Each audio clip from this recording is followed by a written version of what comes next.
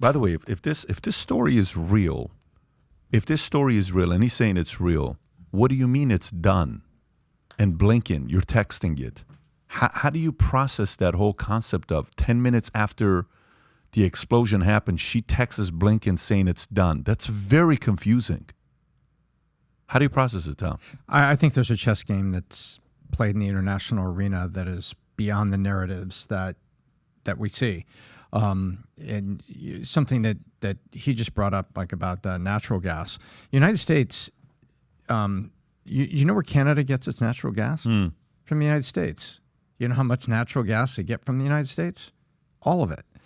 So we are OPEC to Canada on natural gas. And so when you look at and the reason I bring that up, that's not a stray statistic. If you really step back and look at the chess game that is the world energy market, it's not as simple as well. OPEC is a bunch of people that turn the spigot on, turn the spigot off, raise the price up or not. Listen to what he was just saying. When he was talking about it, the prices, he said Brent. There's 3 crude bases that are meaningful to the United States. One is Middle East light sweet. Then there's Brent, or North Sea, as it's called. And then there's also North Dakota and a thing they call WTI, West Texas Intermediate, which comes out of Permian Basin. There's all of these markets of fuel that are everywhere. And when you step back, the geopolitical forces that are behind this are so much different than we see at the average level. It would not surprise me that in the chess game of Putin, that what we would, World War II speaking here, the Allies did was to say, you know what, we're going to hit the pipeline because it's going to cause this, and this. And there you go. And, in the meantime, the president speaks out of the other side of his mouth, because if you don't think we knew about that or winked at it, you don't understand the power of the United States on the military stage around the world. If you don't think we winked at that, number one. And then 2 days later, what is Biden doing? I'm going to put a tax on there for this windfall tax on all these oil companies. Really? Why don't you backtrack some of the political donations of the American Energy Consortium?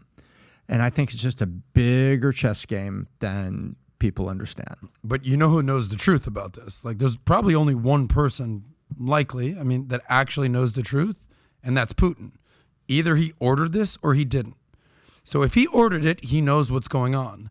But if he didn't give this order, he knows that there's some foul stuff at play. Something smells in Denmark, right? Something rotten in Denmark. Something is rotten in Denmark. So ultimately, he knows what's going on here. Who knows? I don't know if there's been any.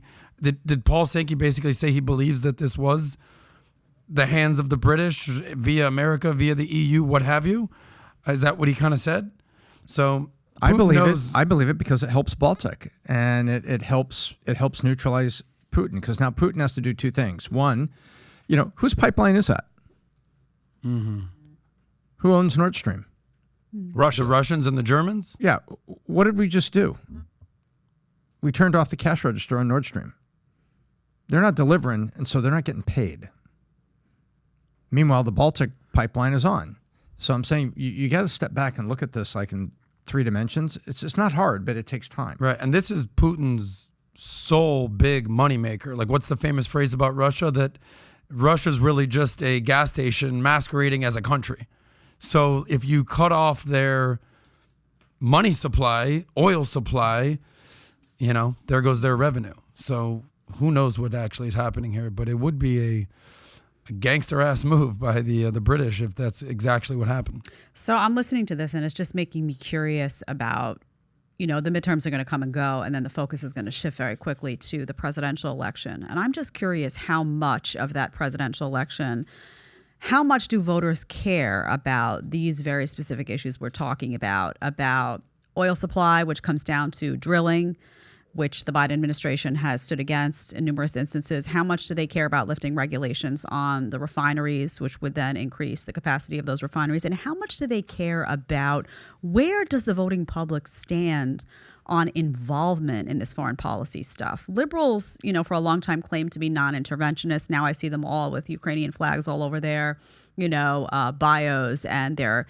wanting us to give more aid to Ukraine, which in turn is deepening our involvement in that whole situation. I see mostly conservatives saying, get out. This is none of our business. Becoming more non-interventionist, which is why, by the way, a guy like Trump won in his election to begin with, because he was relatively non-interventionist, and conservatives are more non-interventionist than people realize, because when they think of conservatives, they think of, the Liz Cheneys and the John McCains, and that's not reflective of what the conservative voter looks like in large part. But I'm just curious how much this is going to come into play, because some of it is directly related to economy.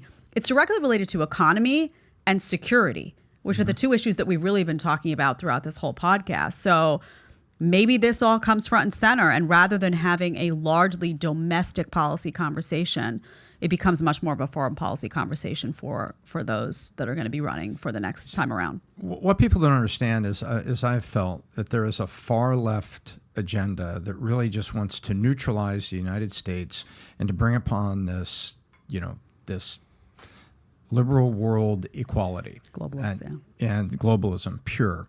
And so when you put pipelines across the Midwest United States, which they canceled, and by the way, everybody sees on the news about the drilling permits, right? Nobody sees anything about the refinery permits. It doesn't matter how much oil you have if you can't heat it up and turn it into aviation gas, kerosene, diesel, and gasoline and nylon. So if you can't refine it, then you can't do all these things. And if you take a look at the reality of what's up there. Do you remember when North Dakota had a real economic boom? It's when the Saudis artificially kept the price of oil too high.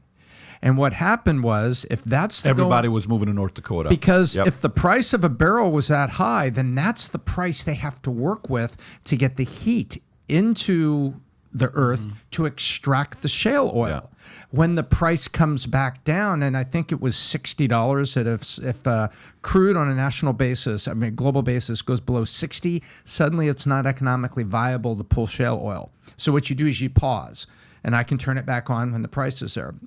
The other side is ANWR, what's up in Alaska. Mm-hmm. If we were to drill and put pipelines in, and this will shock you, it is 5 to 7 years to full energy independence, and That's right. And we would have more clout than Venezuela and UAE put together on a global stage to export crude. And by the way, what happens then? The power and elevation and stature of the United States and the potential to be a bully, goes up. And all the globalists are like, we can't have that happen. So they don't want drilling, they don't want permitting, and they don't want pipelines. This is a big chess game, and this is all what's going there. And I think it's, this is the part that drives me really. Well, Jed, back to your initial question, like how much does the American voter care about these essentially nuanced discussions about oil and shale and burning? No, zero. They care about the price at the pump. That's it. Like, I just learned something from BizDoc, and part of me is like, oh, that's very interesting. But all of the above can bring your price to the pump to but nobody cares, is my point. They care about 175. They care about all the price at the pump. They don't care. Well, you got to understand that ANWR, and when you heat it up, and they're like, dude, what are you talking about? Like, just, is gas $8 a gallon or is it $3 a gallon? It's all I care about. And that's the American voter. So I think, though, that there is a growing part of the population of the American voter that cares about the idea that I talk about all the time, that the current destruction is intentional. And we shifted that over from, when we talk about the system, the matrix, whatever you want to call it, we talk about the COVID agenda. And that was largely lockdowns, that was mandates, that was the way that society was crippled by the reaction to COVID, not COVID itself. And now that has changed and shifted over by the globalists of the world, hi Bill Gates if you're watching, to the climate agenda. And now that climate agenda is going to be first and foremost as a means to cripple society. And that's what's going to hit these refineries. That's what's going to prevent drilling. What you're talking about ANWR. I researched that extensively when I first got into politics, because that was the stuff that Sarah Palin was talking about. They dove in and went right after her, primarily because she was an expert on energy independence, had been working on that for years, and she was deeply threatening to the system as a result of that and her expertise in that particular area. So I think this is the new topic that does become relevant, this climate agenda, because it's being utilized by the folks at the top to cripple society.